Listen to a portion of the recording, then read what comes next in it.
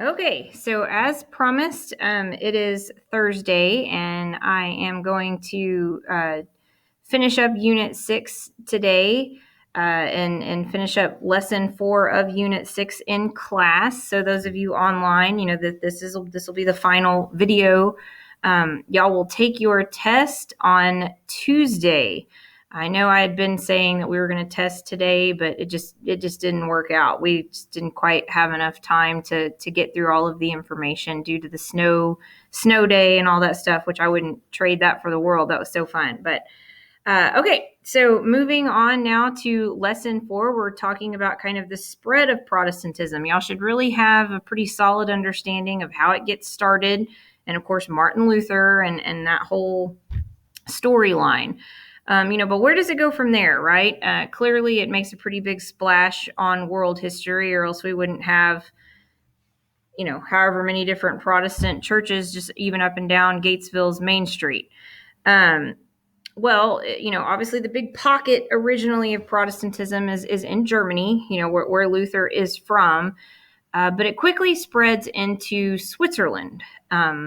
Ulrich Zwingli is going to be one of the first reformers in that area, and he agrees wholeheartedly with what Luther has to say about salvation, and clearly believes the Catholic Church is corrupted, and gets on the Protestant bandwagon. But remember, Protestantism is, the root of that word is protest, and also it's the viewpoint of, individual interpretation of scripture. So that's why we have the however many denominations that we have now, is because a person can say, well, I agree with you on all accounts of your interpretation except this one. So I'm going to go over here and start my own personal church that's just like yours, except for this one area. And Zwingli is a believer in truly taking away the obvious wealth of the church. He thinks that one of the biggest corrupting factors of the church was, of course, how powerful in terms of money that they had gotten. And so he believed that churches should just be these whitewashed buildings, no stained glass. The only thing that's at the front of the building is a wooden cross, and that's it. So that there wasn't even you could say the potential to be greedy, and create these lavish, almost castle-like cathedrals. But Zwingli is going to come to a pretty horrific end, unfortunately. War is going to break out between Protestant and Catholic states in Switzerland. His army will be defeated. He's going to be found wounded on the battlefield and captured by the Catholics. And you have to remember, the Catholic Church is really, really frustrated that they can't get their hands on Martin Luther. Remember, he's being protected by those North German princes, especially Frederick III. And so when they get their hands on Zwingli, they obviously make an example out of him. And they not only capture and kill him, but they cut his body into pieces, they burn those pieces, and then scatter his ashes. So, obviously, even just to the modern person, that sounds pretty extreme.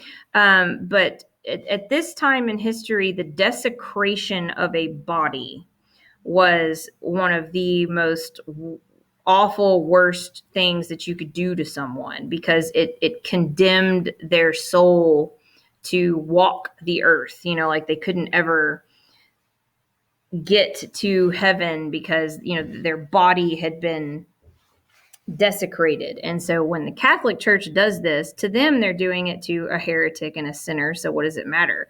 But, and they were hoping that it would send the message, look at what we'll do to you. Look at what we can do to your soul. But it backfired on them. The people viewed what they did to Zwingli's body as the perfect example for what was wrong with the Catholic Church. They were like, look at y'all, look at what you're willing to do to someone to keep your power. And so it backfired on them pretty heavily. But once Zwingli is dead, the mantle of leadership of Zwingli's movement passes to John Calvin.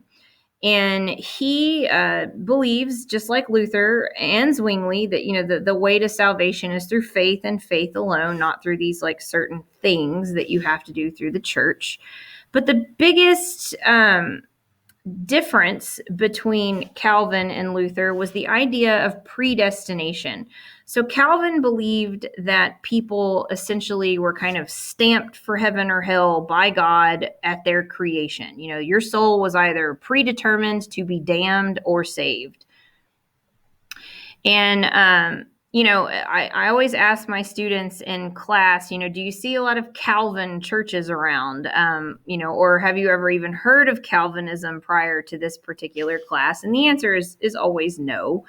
And this is part of the reason why. When the Protestant Reformation first gets off the ground, you really don't have many choices when it comes to Protestant denominations, right? You have you can be Lutheran or you can be Calvin, or here in a minute you'll see if you're in England you become Anglican and things like that. But so when people are first trying to leave the Catholic Church and become Protestant, their options aren't that great, or aren't that many, I should say. But as time moves forward and more Protestant denominations are created, Calvinism begins to lose favor really because of this. A lot of people don't like the idea of their soul being saved or damned without any type of free will or, options. But a lot of times the argument to that by modern day Calvinists is, well, we're talking the people that are damned or the people that are the murderers and the really bad people in life and that kind of thing. Those people have been predetermined to be damned. And you can get into a whole theological argument about all of that, but that we're not going to. We're going to move on to this guy. Okay, so this is probably one of my favorite lessons to teach, just because a lot of times students get a pretty big kick out of Henry and his story here. So this strapping man in this portrait is King Henry VIII of England. And if you haven't heard of him before, I'm kind of surprised, because he's really one of the most overdone kings ever. I mean, when it comes to research, when it comes to Hollywood, I mean, he's constantly represented all over the place. So Henry VIII is famous because he has 6 wives. And I'm going to tell you the story of all of them. So just go ahead and sit back and enjoy the drama. So his first wife is Princess Catherine of Aragon. And her parents were none other than Isabella and Ferdinand of Spain. You remember the power couple of Spain, the Reconquista, and they're the ones that are going to fund Christopher Columbus in 1492. So she comes from pretty hardcore royal lineage. And Henry is actually not the first son. He's the second son. He has an older brother, Arthur. And Catherine is betrothed to Arthur. That means you're going to marry Arthur and you will be Queen of England because he will be King of England. And they marry. She and Arthur, Henry's older brother, were actually married. But here's the deal. When prince and princesses are young and they are not yet king and queen, and they get married, there is a higher level of patience on the part of their families and the courts they are allowed more time to get to know each other. So they don't have to immediately consummate their marriage. Consummate means, they have sex. And so because of this, you could get married and basically then get to know each other. Whereas when you were a king and you got married, or if you were, a woman marrying a king, or you were a queen and got married, you were already in that position of power. And so it was expected to pretty much have immediate consummation. But again, there was kind of a little bit more of a patience level for young prince and princesses. So they had been married only for 6 months when Arthur dies. And they had never consummated their marriage. Well, how do we know that, right? Well, believe it or not, the Catholic Church kept records of consummation. And that sounds crazy. I know, like my students are like, what? There's sex records? And I mean, like, yeah, yes, believe it or not, there are. So, and honestly, Catherine of Aragon is the perfect example as to why it was actually a good thing that they kept track of this. Because had it been just assumed that the marriage was consummated, then of course she would have lost her biggest political bargaining chip, which was her virginity. Because a king can't marry, and a queen has to be virtuous. A future queen must be, virginal and virtuous and all those things. And so if it was just assumed that those marriages were consummated, a lot of princesses would have never been able to, enter into advantageous marriages, after maybe their first husband's death, just like Catherine. So I kind of botched that sentence, but you know what I'm trying to say. So, anyways, again, she and Arthur's marriage never recorded to have been consummated. And so she's still, good to go when it comes to marrying a king because her virtue is intact. And she just slides down the line to Henry. It's kind of like, well, you're only like 8 years. I think she's 8 years older than Henry. You're only 8 years older than him. Just stay here in England and wait for him to get a little older and you can marry him. Still be Queen of England, still be married to the King of England. So she's like, okay. So they get married when he's, late teens and she's basically like mid 20s, somewhere around in there. And they are kind of the Ken and Barbie of royal Europe for a good while. She is the upper picture right above my head is her, but it's when she's older, and that's a horrible picture of her. There's portraits of her when she's younger that show that she was very pretty. But she is said to have been, yes, one of the more beautiful princesses at the time. And he was considered very, very handsome and strapping when he was a young man. He was much taller than your average guy at the time. I think the average height of a man in the 16th century was about 5'5". 5'6", and it was said that he was, 6 feet or taller, very athletically built. And so again, kind of the Ken and Barbie of the royal world.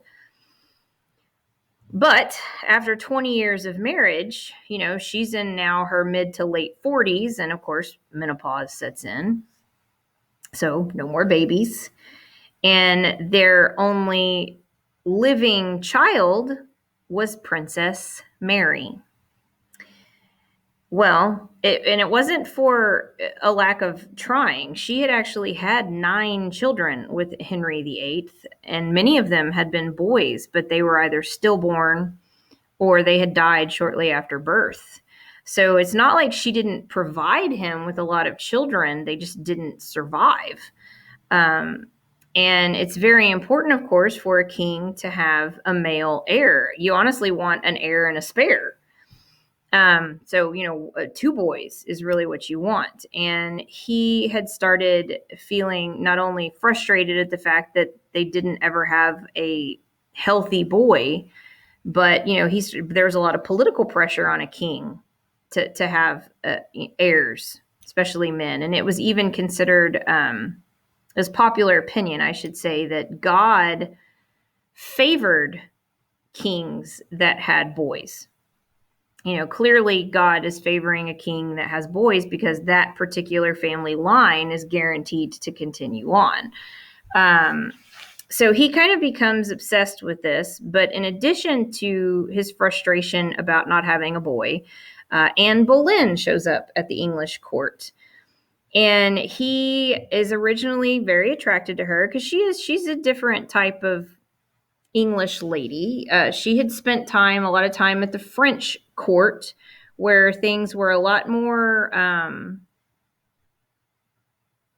wild and kind of loose. She was still virtuous, but the English court was a little bit known for being, very prim and proper, and so English ladies were expected to be very prim and proper, and she kind of wasn't. She said, she made dirty jokes and played cards, and kind of was like one of the boys, and at a time when that was not normal at all. And so he's very intrigued by her, very attracted to her, and he wants her to become his mistress. Well, she does what most of the time kings never ever have to deal with, and she tells him, no, I'm not going to do it. Like, I'm not going to sleep with you and become your mistress, because once you get sick of me, then I'm ruined. And she had a point there, but then she also starts kind of playing the game pretty well. He's like, what do you want me to do? Like, I have my queen. And she's like, well, if you really want me, you'll figure something out. And then she also strikes right to the heart of him, and she starts promising him a boy.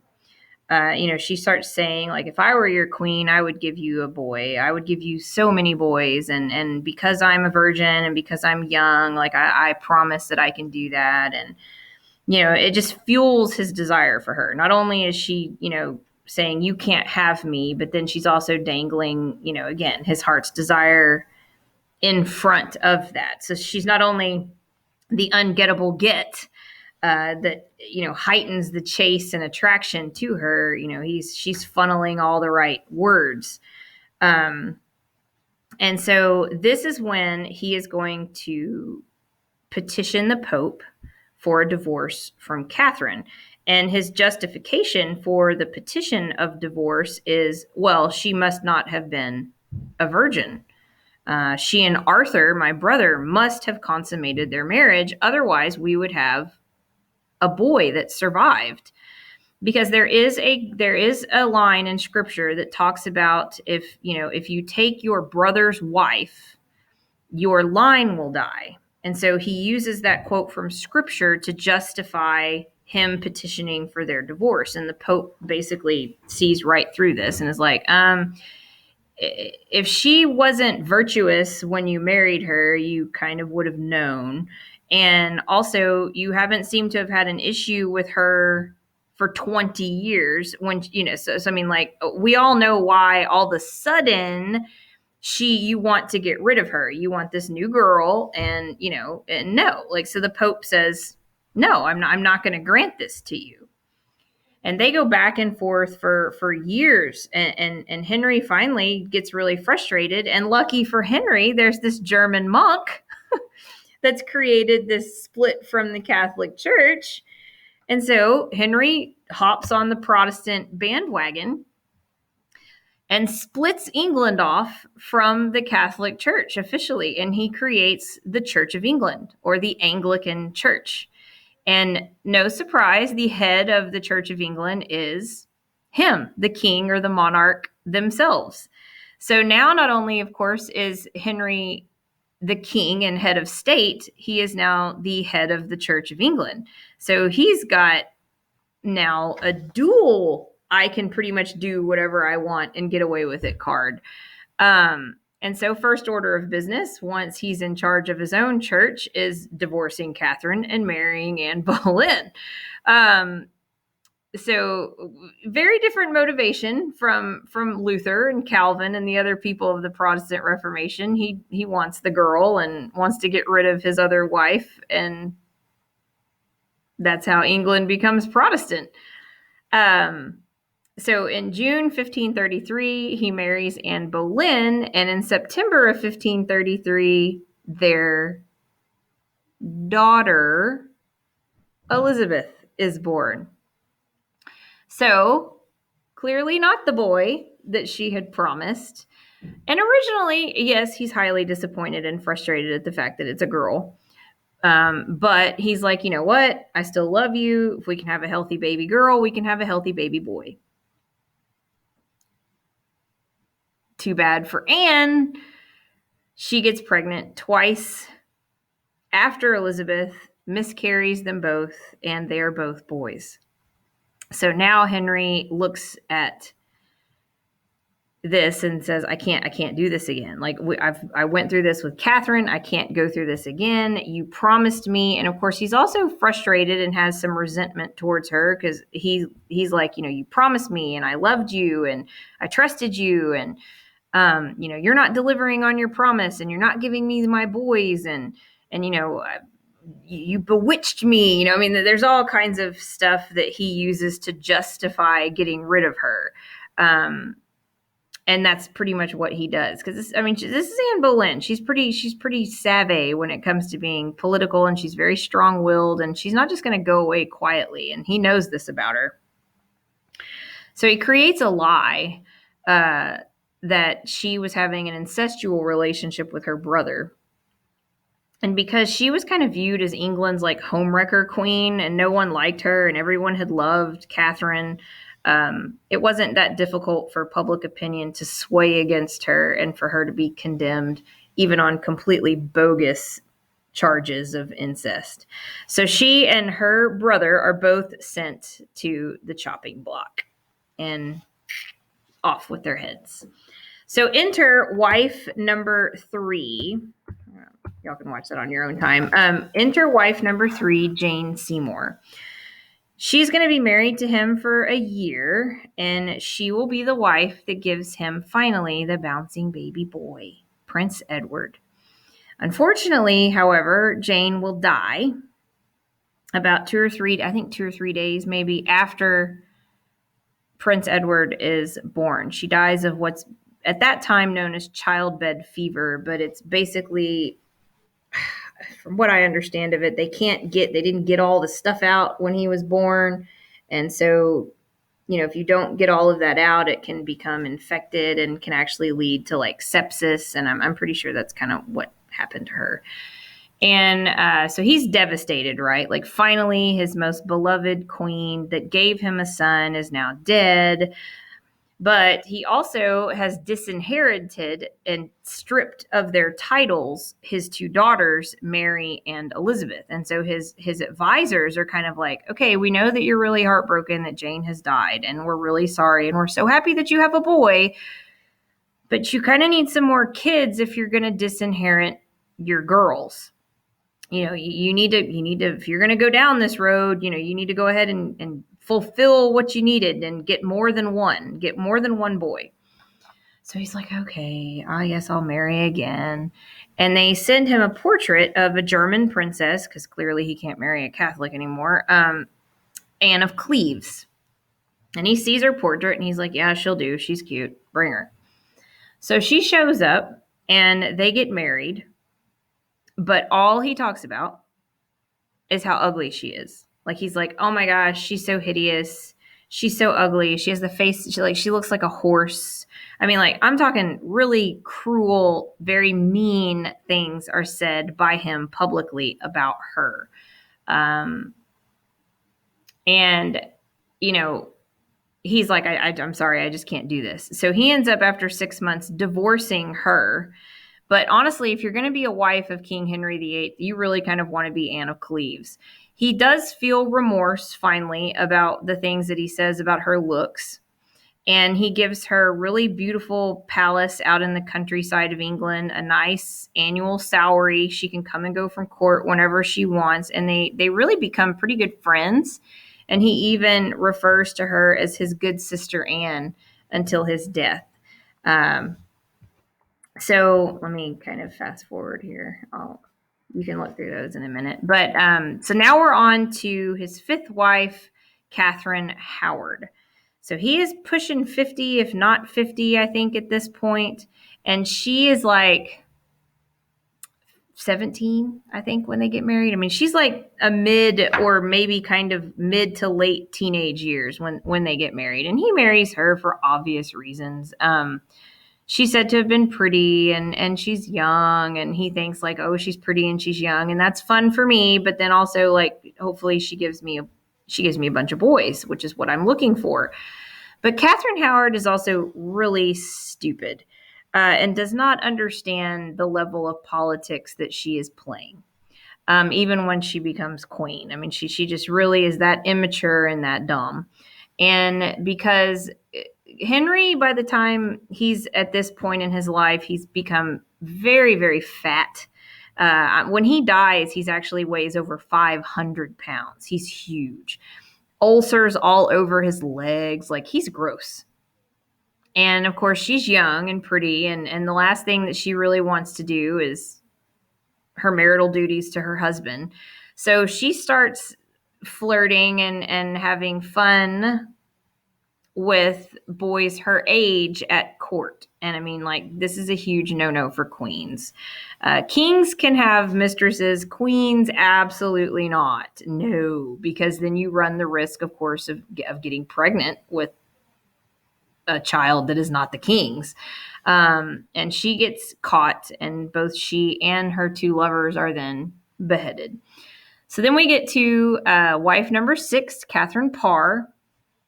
And she is finally a more normal choice. She is a widowed woman. She's older, and she will be his wife until he dies. And she's going to help restore the princesses, his 2 daughters, to their titles, and kind of help try to smooth out the mess that he had made in the last decade.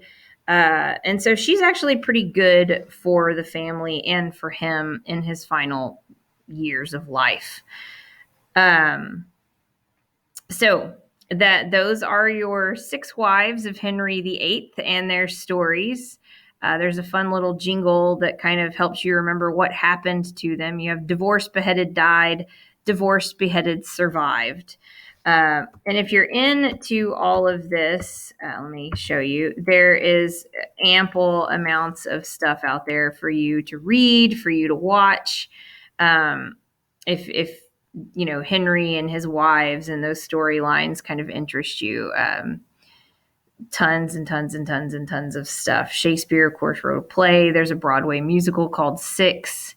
The Tudors is a very, I mean, again, now some of the shows and movies are definitely R-rated, so don't be watching them and being like, my history teacher told me to watch these. Like, I'm just letting you know what's out there. And then real quick, let me show you the family tree here and give you a little information on his kids. So Edward is going to die actually very shortly after his dad. He's only 16 when he dies. And then Mary becomes queen. Mary has lots of issues due to what her father did to her mother, and she hates Protestants.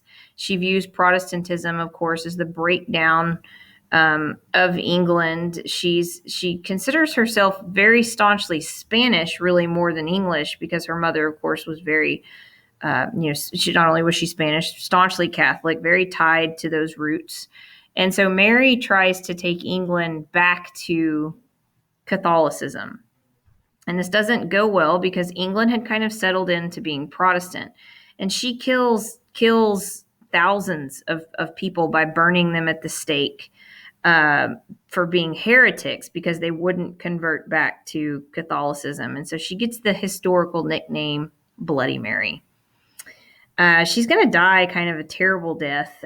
She has ovarian cysts that would get real big, and they would think that she was pregnant because her lower abdomen would, of course, then swell.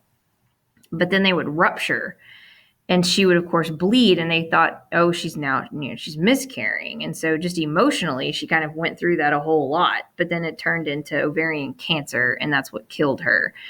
She very famously, Mary did, she very famously locked Elizabeth, her half-sister, up in the tower and kind of hated her because she was Anne Boleyn's daughter, but it's not like you can pick your parents. But Elizabeth is very, very smart. And even though Mary kind of tries to get her to confess to being Protestant and confess to something that will allow Mary to kill her, Elizabeth's kind of always one step ahead of her and is very knows how to play the political game well and is able to evade Mary's acts. And thank goodness, because when Mary dies, of course, Elizabeth becomes the Queen Elizabeth I of England. She will reign for 45 years. Her reign will be known as England's Golden Age. She never gets married, never has kids. She's also nicknamed the Virgin Queen. And again, she's probably one of the most beloved, studied English monarchs in all of world history. And ironically enough, she is the daughter of Henry and Anne Boleyn. So the daughter he was most frustrated by, that he didn't want. He had been promised this boy from Anne. Well, she ends up being probably his most amazing legacy. So, haha, ironic. And there you go, Dad, I'll show you. These are just my own personal pictures of when I was in London and England. I was actually there to study World War II, but because I also took a ton of classes in my graduate program about early modern England, which centers around the Tudor dynasty. I went and saw a bunch of stuff about them. And so Hampton Court was his palace, where he lived. Tower of London, of course, is where everybody's head gets chopped off. And what's crazy is while I was there, they were actually celebrating the 500-year anniversary of Henry's coronation and his reign. So everything that was out at the royal houses and palaces all centered around Henry VIII. So it was really kind of neat to get to see all of that. This is just kind of a funny video. If you want to watch it again on your own time. All right, so moving forward, we only just have a few slides left. And if you have questions or want maybe more details or anything like that about Henry VIII, you can always email me, or YouTube has, trust me, countless videos about him. Okay, so Anabaptists. This is going to be the next denomination of Protestantism that comes about. So, of course, you've got your Lutherans, your Calvinists, your Anglicans through the Church of England, and then you have your Anabaptists. Anabaptists were actually highly persecuted at first. Like I'm talking sought after and killed, persecuted. And it's because they believed in adult baptism. Well, this is a highly Baptist community. And so many of you, of course, belong to, or at least maybe have gone to a Baptist service. And again, Baptists don't do infant baptism. You have to say, and I want to be baptized. And then you go up and you're like dunked in the big like bathtub thing. Well, again, this was viewed as very, very highly radicalized at the beginning of the Protestant Reformation, because the belief was held that, oh my gosh, if you don't baptize your infant child and then they die, you're condemning them and condemning their soul because you didn't baptize them. Well, of course, Baptists believe that infants and children are innocent and free of sin. And so, if they do, God forbid, die, their soul is going to go to heaven just because they're infants and they're kids. And that's the way it goes. But at the time of the Protestant Reformation, that was not the belief held at all. It was like, you have to baptize even your infants. And so again, they were persecuted for that. And it's, again, this is a highly Baptist town. But I was not raised in a highly Baptist town. And I remember going to my first Baptist service and seeing a baptism. And I was like, oh my gosh, like there's this huge bathtub at the altar. And, because as a Lutheran, you have just the water placed on your forehead, and the cross is put on, and it's holy water, but it's called like sprinkling, I think is what is what everybody else calls it. And both my kids were baptized as babies, as was I. And so I'll never forget the first time I saw like a kid get baptized and dunked in the bathtub and all that. And I was like, whoa. So, it's crazy, even honestly to this day, to see and go to differing churches and see how they practice their faiths differently, and then also tie it back to the history. The Reformation is truly one of those major world history moments.